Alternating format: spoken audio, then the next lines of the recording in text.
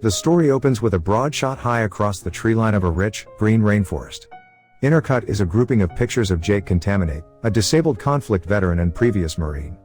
He awakens in a Goliath spaceship while heading to Pandora, a thickly forested Earth-like moon circling Polyphemus, a monster blue planet like Jupiter. He is one of the countless travelers, all awakening after just about 6 years of cryosleep in transit to Pandora. Floating out of his dozing case in 0G, he's tended by the boat's staff. He opens his storage, which is stamped Contaminate T. Jake lets us know that he has an expired twin sibling, Tom, a researcher, who was to be important for an undeniable level program supervised by corporate and military specialists to concentrate on the climate and occupants of Pandora. Since Jake and his sibling are a careful hereditary match, he was given an extraordinary chance, assume control over his sibling's agreement with a corporate military substance and travel with as little luggage as possible years away to a station on the recently seen world, Pandora. Recognizing the thoughts of being free and having a new beginning, Jake consents to the arrangement as his sibling's body is incinerated. Presently being shipped from the spaceship to Pandora through a van, Jake is one of many warriors and regular citizen faculty going to land on Pandora, some 4.3 light a long time from Earth. We get perspectives on the base and its development and enormous mining machines delving up the dirt in a huge quarry as Jake contemplates his new job. The travelers are totally educated to wear a full-face breathing cover since the air of the planet won't uphold human existence. 20 seconds of openness to the toxic air of the planet causes obviousness, with death happening around 4 minutes after the fact. While different travelers land and make their first strides onto the base, called Damnation's Door, which is encircled by a colossal border fence. Jake follows them in his wheelchair, procuring the moniker Suppers on Wheels from a couple of haughty Marines. He recognizes through voiceover that he lost the utilization of his legs during one of his deployments on the planet, and keeping in mind that a spinal physical issue like his can be fixed, it takes cash, which is hard to obtain in the current economy. Jake goes promptly to tactical instructions where Colonel Miles Quaritch is tending to the gathered fighters and a couple of regular folks who have gone along. He reminds them they're not in Kansas anymore, and he enlightens them concerning Pandora's native populace, the Na'vi. Quaritch, wearing a pudgy of scars in favor of his head, says they are difficult to kill and essentially everything out there will attempt to kill you. Also, while he must keep his kin alive, he says he won't prevail in this errand, not with every one of you.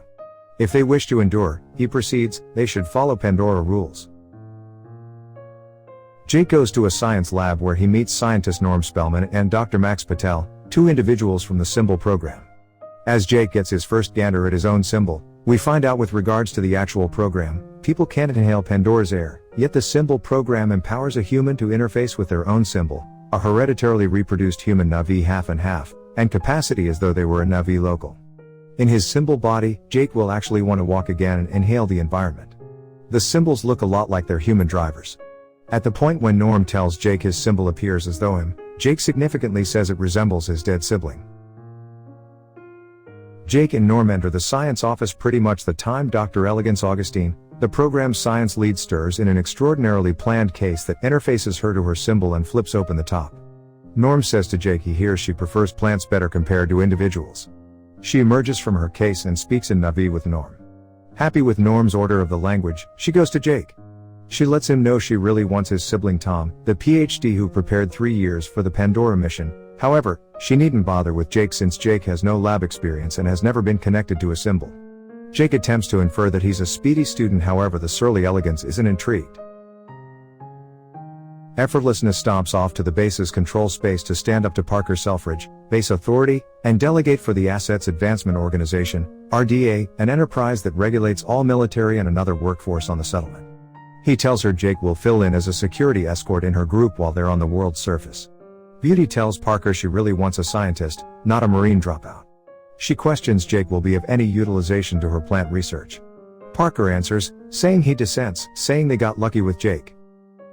Since he's an ideal hereditary counterpart for the symbol plan for his twin sibling, they can utilize his tactical abilities in a symbol body toward the general target of the activity, mining the mineral unobtainium, a strong wellspring of energy that sells for a large number a kilo, and can take modest power back to a perishing Earth.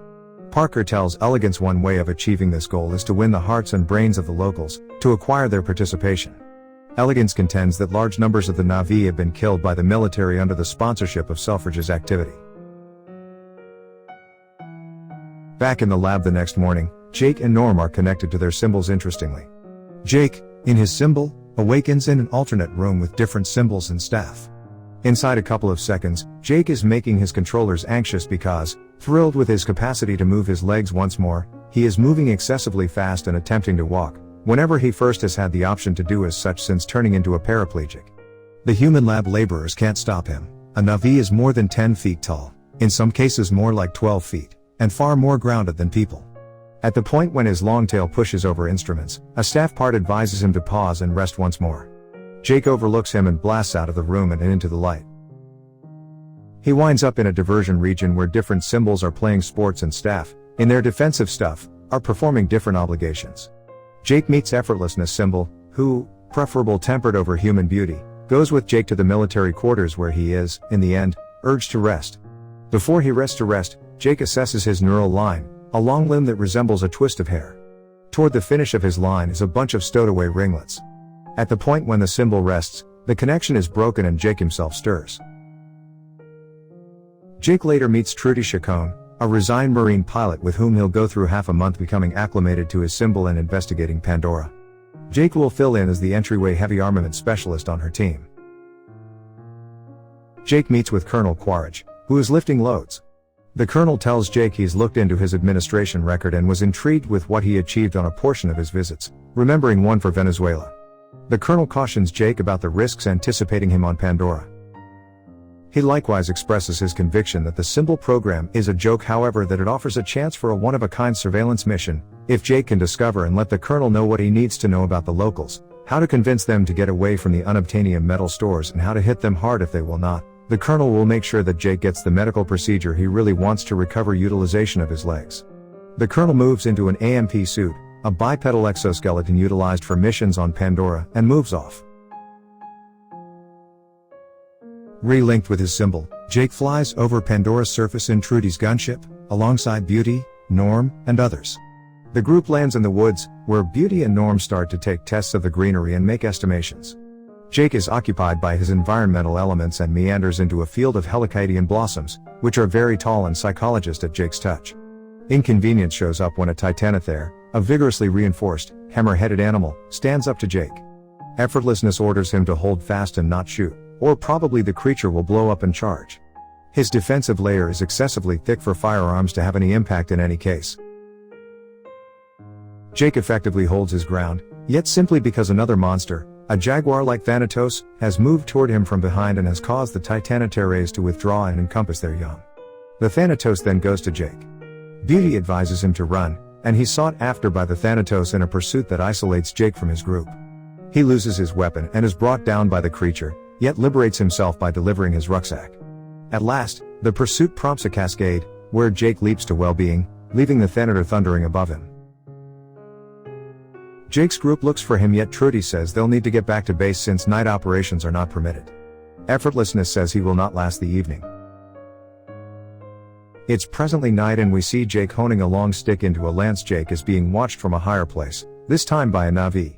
The Na'vi points a bolt at Jake and is going to shoot, however rules against it when little, ethereal, glowing animals land on her bow.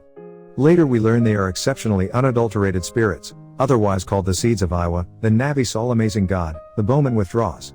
Jake is followed by a pack of viper wolves. He plunges the finish of his lance into a flammable pitch-like fluid. He lights the end and uses it as a light against the viper wolves, who encompass him, teeth exposed, jaws grinding. The creatures assault Jake, he retaliates, kills a few, and is brought somewhere around others. The bowman who was noticing Jake joins the fight on his side. She kills some viper wolves and makes the rest escape. She delicately finally gives some closure to some crying injured creatures and says supplications over them. Jake endeavors to say thanks to her for assisting him with fending off the assailants. She meets his thanks with disdain, lets him know this is his issue, that they didn't have to kick the bucket, and that he ought to return to where he came from. Jake inquires as to whether she has that impression, why she helped him. You have a solid heart. No dread, she clarifies. In any case, inept. Jake endeavors to follow his rescuer up into a tree, requests her assistance and says he needs to learn. He's spurned and told to return, that sky individual can't be educated. All at once, the Seeds of Iowa return and begin to arrive on the anxious Jake. He asks what they are. Extremely unadulterated spirits, she answers, and Jake is covered by them, establishing a connection with his friend. At the point when the seeds float off, she yields and advises him to accompany her. As Jake attempts to stay aware of his rescuer, Neytiri, he is felled by a bolo tossed by a watch of Omatakayan champions. Their chief is Tsute, next in line to the lofty position, and the man Neytiri is relied upon to wed. Neytiri prevents them from hurting Jake by telling them there has been a sign from Iwa. Tsute tells his men to bring him along to Tashik, father, estimated spelling, and Iwa, mother. Jake is introduced to Neytiri's folks, Atukan, West Studi, and Moat, CCH Pounder, who are the lord and sovereign of the clan, individually. Jake lets the seniors know that he is a champion, a dream walker, and his aim is to gain from them. Moat pricks Jake's chest and tastes his blood, declaring it is the desire of Iwa for him to live with the Omatakaya, and for Neytiri, but hesitantly, to be his instructor in their ways and customs. After a custom social occasion, Jake is brought to his bed, a leaf high up in the home tree that encloses him like a case. As he nods off, human Jake is resuscitated. At morning chow, every one of the researchers, including effortlessness, is centered around all that Jake needs to say. The norm appears to be extremely frustrated and gloomy. He was Elegance's unique decision to security with the Omatakaya. Indeed, even the military and corporate reps have warmed to Jake. Hometree sits on a huge store of unobtainium, so Jake gives off an impression of being their absolute best at persuading the Omatakaya to move, or encouraging the colonel on the most proficient method to compel them to do as such.